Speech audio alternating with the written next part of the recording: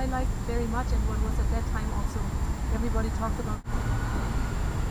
At that point, it was in the mid-1990s. I would rather even say that the insertion of international architecture didn't even exist so much, right? And what I liked very much, and what was at that time also everybody talked about Barcelona because of the Olympics. The Olympics were in 1992, so there was a lot of like interesting things going on here, and also this public space program that also we were talking about in class a lot. The creation of new public space in the city was something that was very specific and very unusual for Europe. And I think that was what I had heard about.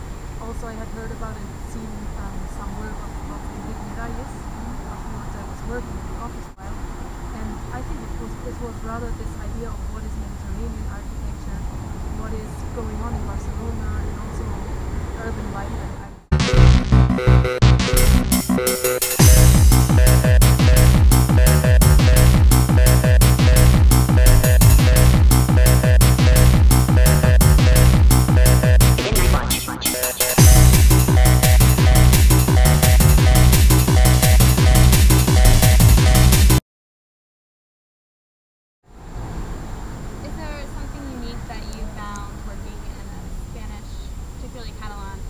Architect's office that you didn't find in the rest of Europe, or you thought was specific to here?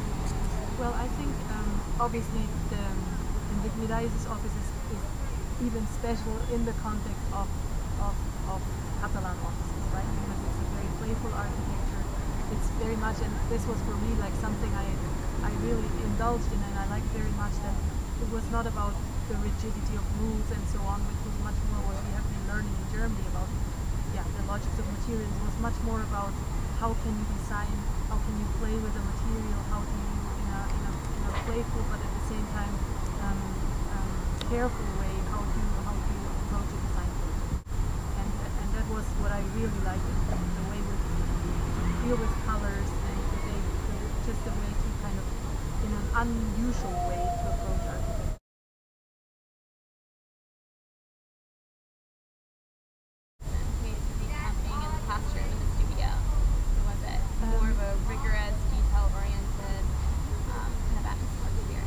I think I was surprised when I started taking classes here, because the class at the School of Architecture at the Escuela Técnica Superior de Arquitectura de Barcelona is at that time at least, it's also now changing, but it was very rigidly organized according to years and according to classes, and it was and that's also, it makes obviously also quality of the design features or the design here. They have a lot of detail on detailing details.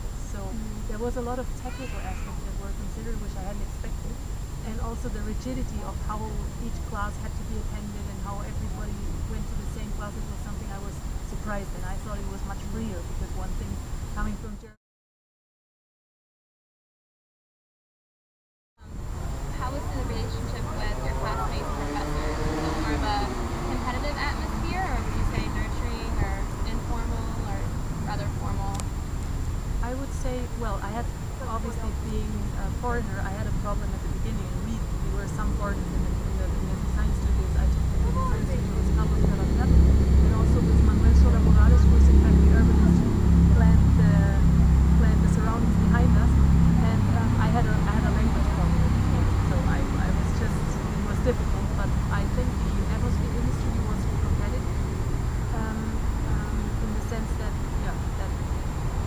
competition was a point that was also seen as something that is important in order to be able to survive or not, or live in your future professional life. So competition was a point there. And the relation with the professors was very, very interesting, although, and that's not so only the case in Spain, it's also the case, for instance, in Germany, that when you take a studio with a professor with a chair of architecture or so, you have more relation you have with the assistants that the professor has.